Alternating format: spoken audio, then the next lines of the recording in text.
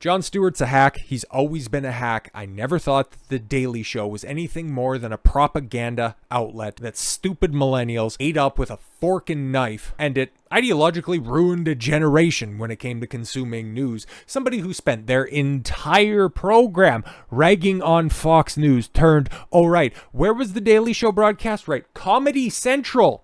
You ruined the entire network by making it a vote blue no matter who mouthpiece. I despise Jon Stewart. It just goes to show you, without the company propping him up, without that predominant slotting, the guy couldn't do a damn thing. He got canceled by Apple TV.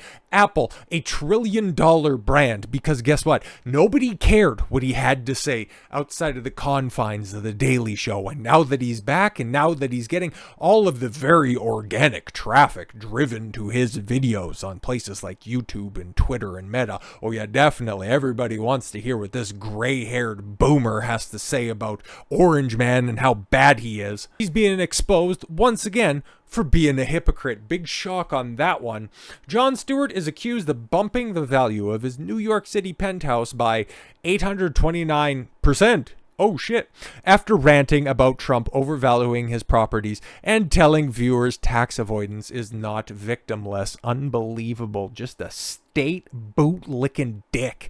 Jon Stewart lashed out at online haters, calling him a hypocrite for bumping the value of his New York City penthouse 829% after bashing Trump for overvaluing his properties. He's all basing this on the premise that the upright and honest Judge and Gorin New York City fraud suit, where a judge thought that he knew better than valuators from, oh, let me get this correct, the appraisers from the bank that Trump was seeking the loans from came up with the valuation, but no, Trump overvalued his properties. Right.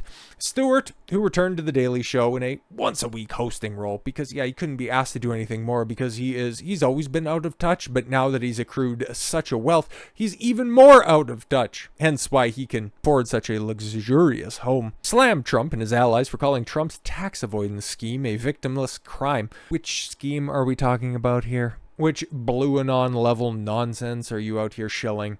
The fraud case brought by James accuses the Republican frontrunner for president of inflating the value of properties, including Mar-a-Lago home in Florida. Yeah, didn't she say something ludicrous, or didn't she have it, put into record that Mar-a-Lago, which everybody and their mother knows is, just about worth 9 digits, something like an inoffensive 7-digit property. It's absolutely ridiculous to get better terms on loans. Yeah, Trump was paying back his loans in order to, use the banking system. Okay.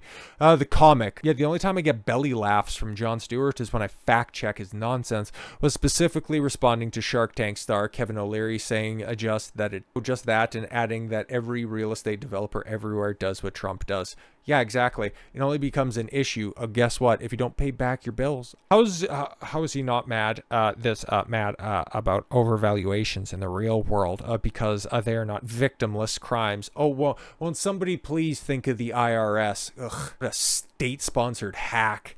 The Attorney General of New York knew that Trump's property values were inflated. Right, yeah, she knew. By devastatingly undervaluing his properties. It was all part of a very specific real estate practice known as lying. Put on the applause sign.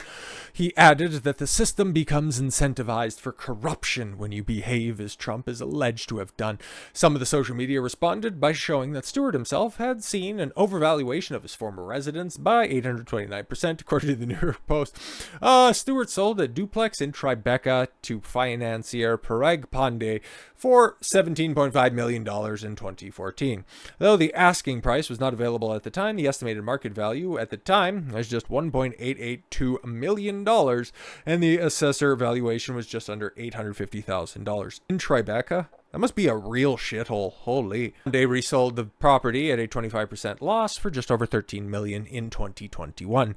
The records also claim that Stewart paid fewer property taxes because he paid them to the assessor's valuation price and didn't break 7 figures. Oh wow, imagine that. You remember a few years ago when there was all that scuttle about, oh, Trump didn't pay his taxes. Oh, there was a leaked tax return that came out and actually showed that the likes of Bernie Sanders, Elizabeth Warren, other prominent Democratic boosters and elected officials were actually paying lower tax rates than Trump. Wow, big shock that somebody is actually a hypocrite. But no, he said that we aren't, and Stewart, man, good. It had many conservatives questioning what the difference between the New York Attorney General Letitia James fined Trump versus what Stewart did. Yeah, exactly. Don't worry, guys. I expect the Letitia James subpoena of Jon Stewart to be happening any day now. Any day now. It's coming, man. It's coming. Trump himself took notice of the story, posting a complete copy of it to his Truth social feed without further comment. Well, yeah, exactly. Hey, look at this. It's another day that Ed Zidwai and Jon Stewart is being a hypocrite. I don't watch him personally, but a lot of people tell me he's really fallen off. He's really fallen off, folks. Nobody pays attention to him anymore. Stewart reacted to this story in a sarcastic rant referencing the other accusations laid against Trump on his X page. Unbelievable. This is the state. This is the state of talking head media. CNN, MSNBC, Comedy Central, what have you. Wherever you find these old legacy hacks, you find the exact same tactics. Oh, I have a bad take. People check you on that bad take. Oh, look at all of this racist, sexist misogyny that's coming my way. You know, given who Jon Stewart is, I can't imagine that it'll be all that long before anti-Semitism gets wrung out. Ding, ding, ding, ding, ding. But this is the old playbook. It's really starting to seem like 2016 all over again. Oh, let's take a look at what Trump has to say on social media. It's boring. You guys are boring. That's why nobody's paying attention to what you're doing.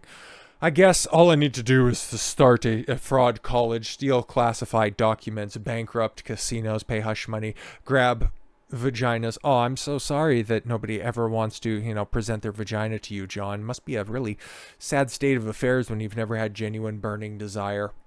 Discriminate in housing, cheat at golf, and foment insurrection, and you'll revere me. I don't know, but something that you and Trump have done at the same time, but something that Trump has succeeded at is he had the #1 show on television, and you got a streaming show canceled on a network.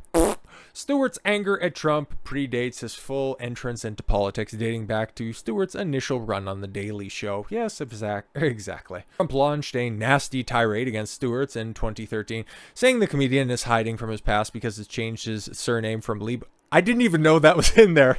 From Leibowitz to Stewart. The scathing Twitter post came after the Comedy Central host joked that Trump, then a leading voice of the birther movement. All right, him simply asking the question, why have we never seen? Why is Barack Obama, the worst president in recent times. Why haven't we seen his birth certificate? Why does he have a half brother who's based as hell? I've seen his tweets before, and frankly, we elected the wrong Obama. But to be fair, he's from Kenya. Why have we not seen Barack's birth certificate? Simply asking that question puts him right at the forefront of the birther movement. Had a secret of his own and alleged that the mogul's real birth name was Fuckface Von Clownstick. Oh my god, see guys, Jon Stewart, so funny. Shit makes me sick. Trump was not amused by the insult, and yeah. So they go back and forth. Yeah, and then Cat Turd, obviously, chiming in on this one. I can't see if he ratioed him or not, but that would be funny. Unfunny hypocrite thief says what? Well, yeah, exactly. Hey, man. But we'll end on this. Can't an overrated Jew have a complicated relationship with his dad without being accused of hiding his heritage? Oh, see, there we go. Like I had in an offhanded statement before, how long before he just runs back and starts crying out as he's attacking Donald Trump? Well, didn't look like it was all that long, and it also looks like that history already has records that he's more than willing to inflate for effect. So with all that said, thank you all very much for the gift of your time. I've been Don Consuelo. I want you to follow your gut and get after it. Take care, everyone.